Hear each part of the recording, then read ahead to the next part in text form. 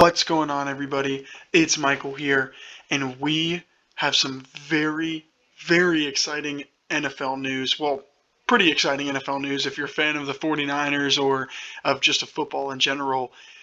George Kittle, big contract. I'm just excited for some NFL news. That's honestly kind of why I'm so excited. I'm personally a Steelers fan, but try to watch just about every single game on Sunday and Monday.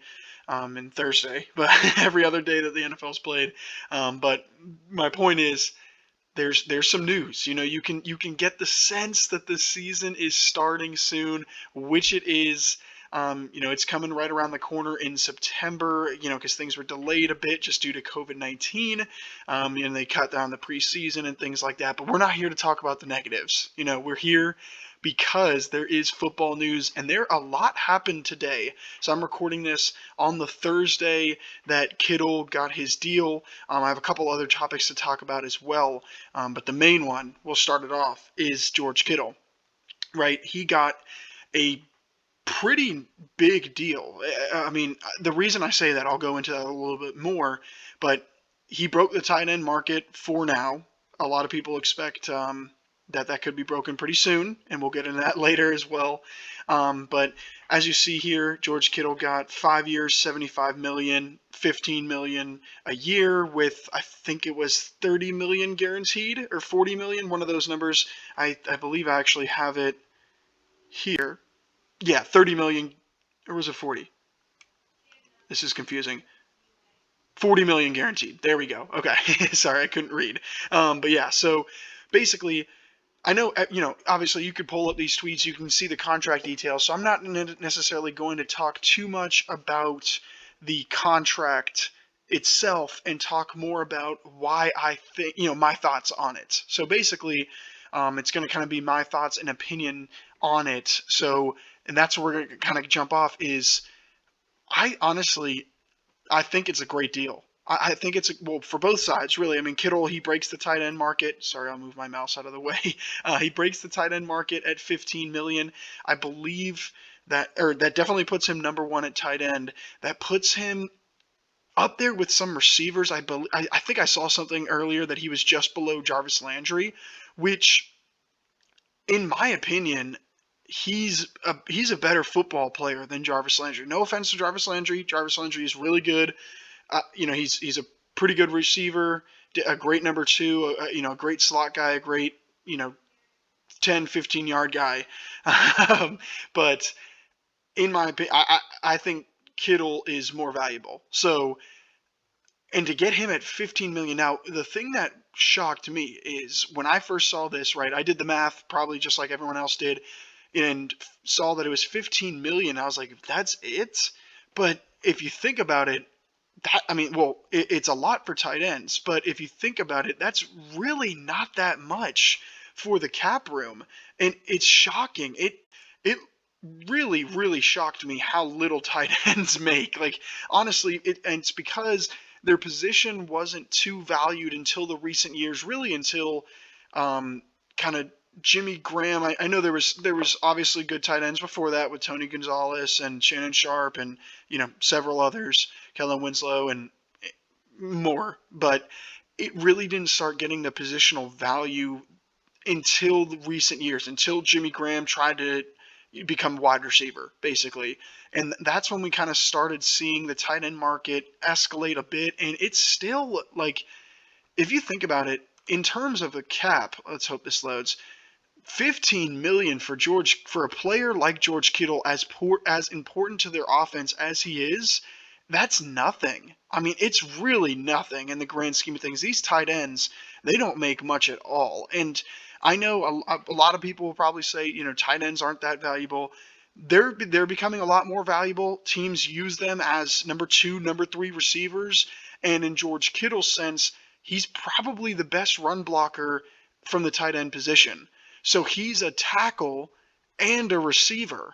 I mean, and he's only making 15 million. If you combine both of those two position values, he should be up where like 20, 25 million. But tight ends just don't make that much. And I was looking over the salary. This is from Over the Cap. This is one of my favorite websites to look at for cap info. This is the 49ers 2021 projected cap. So 44 million, that's not a lot. That's not including George Kittle's, so deduct that by 15. And that's also, this is assuming, this isn't having them re-sign any of the guys that clear the books after 2020. So anyone that is a restricted free agent or unrestricted free agent after 2020 season, this doesn't count. This doesn't have them signing it. It's not a, oh, we're projecting them to sign this guy at this much. It's just saying at year 2021, who's on the books, basically. And so they have 44 million. Obviously, that is not the real number, because there's people that they will sign from 2020. But if you look at it, a lot of these people, like Richard Sherman, I believe he's on the last year of his deal.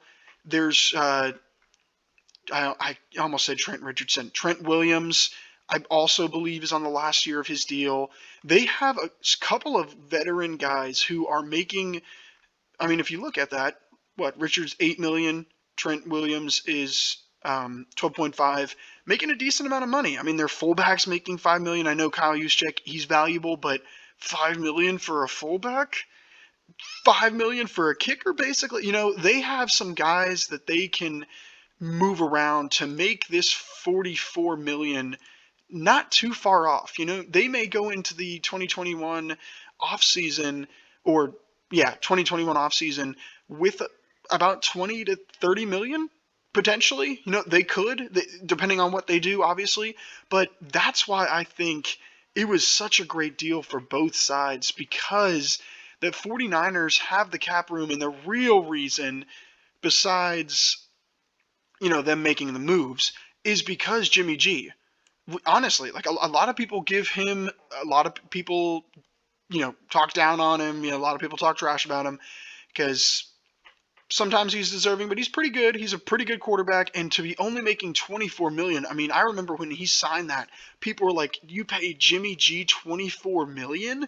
But at this point, 24 million for an above-average quarterback is a steal. I mean, we've seen, what is Kirk Cousins making? I can't even remember the number off the top of my head, but it's more than 24 million. I know that. So Jimmy is really the reason why this deal, or one of the big reasons why this deal can take place and be a win for both sides, because it doesn't necessarily put them, the 49ers, in cap hell.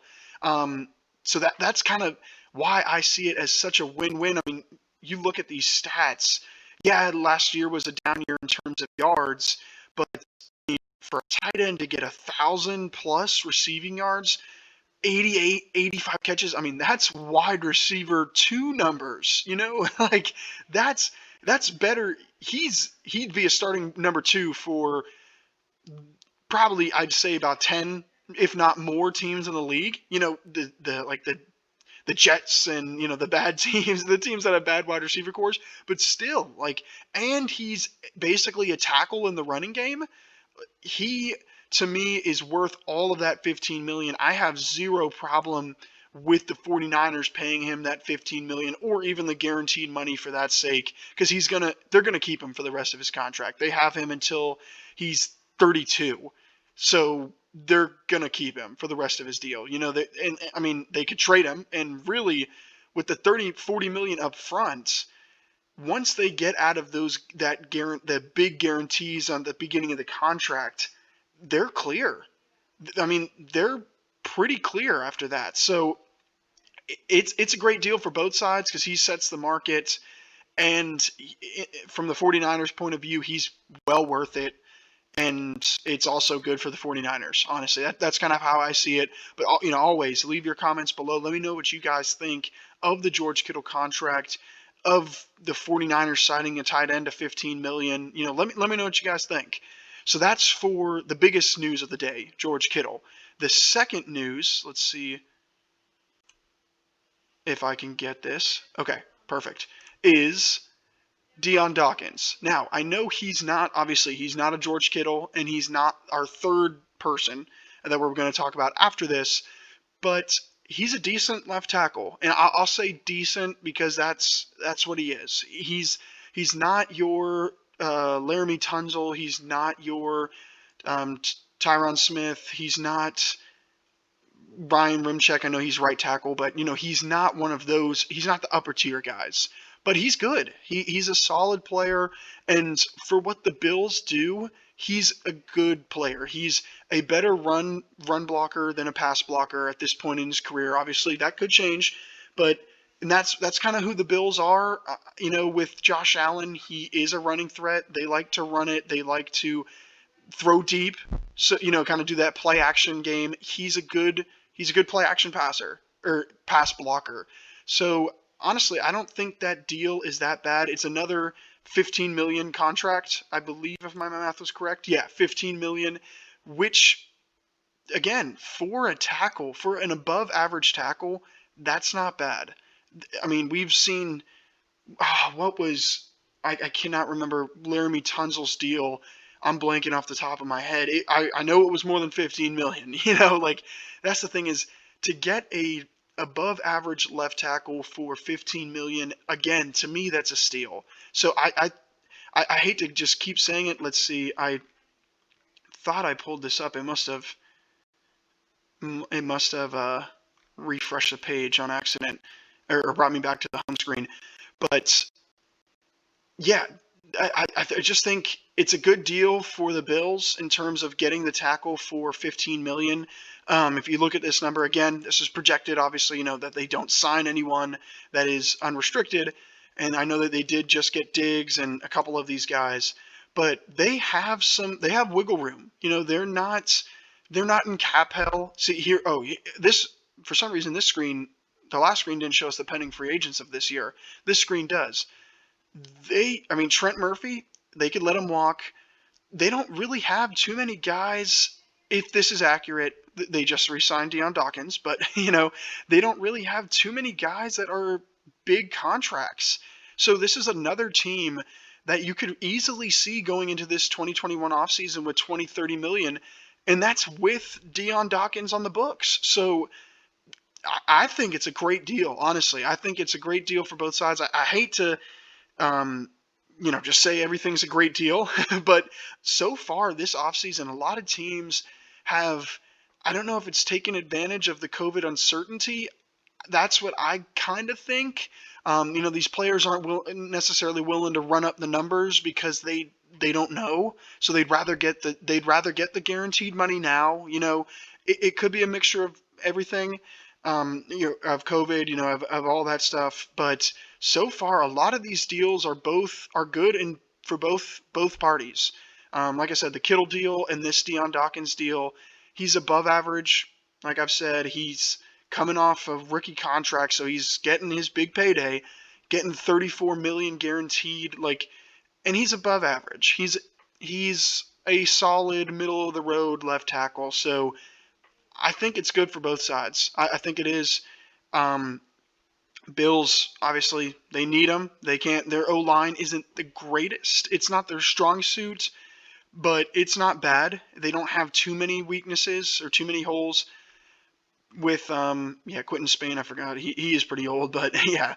But so their O-line's good, not great, but this keeps them at good. So I think it's good for both sides.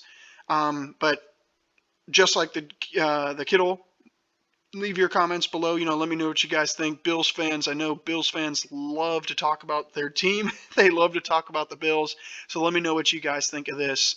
And now for the final piece of news for the day is Kelce. And the reason why I don't have him, I didn't talk about him first or second, is because it's not nothing's set in stone just yet. These numbers are rumored. I made sure of that before. At the point I'm recording this, these numbers are rumored. Nothing's confirmed 100%. And again, if this number is confirmed, this 57 million, that I looked at that and I was like, that can't be right. I don't know if my calculator is pulling up, but that's roughly about 14.25. Wow, I don't know why that took me so long to say, but that 14 and a quarter for Kelce.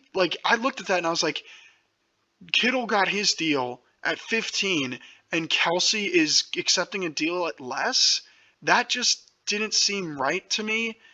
That's why I don't know if these numbers are true, but they could be, because he's not as good of a run blocker. He's a better catcher.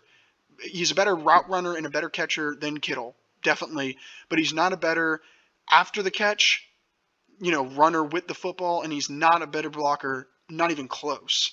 So I guess I wouldn't be surprised. And 14 and a quarter isn't bad for a tight end.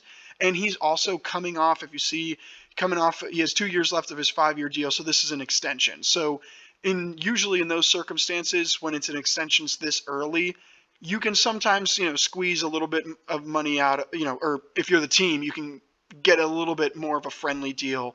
Also, he's on the Chiefs. I'm sure he realizes Patrick Mahomes' contract is going to take up a lot of the money, so he's got to take a little bit of a cut. But if that number is true, that's another win for the Chiefs. I got to give it. That's another win for the team and the player, I guess you could say, because he is coming off his extension. It's great tight end money. I believe that puts him at number 2.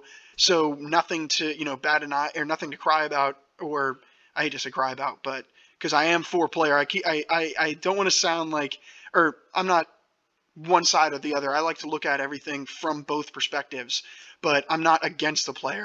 I don't want any of you guys thinking I'm all just pro team, because I like to look at it from both ends. That is one thing I do like to do, kind of get the perspectives of both sides.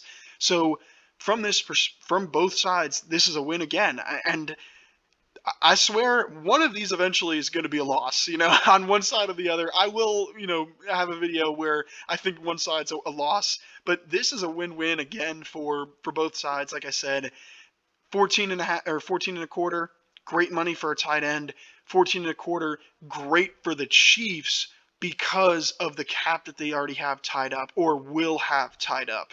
So, and they get a wide receiver 2 in Kelsey, sometimes even a wide receiver 1, so, and for 14 million, like I said before, a wide receiver 1 / wide receiver 2 is going to be making a lot more money than 14.25. I guarantee you that.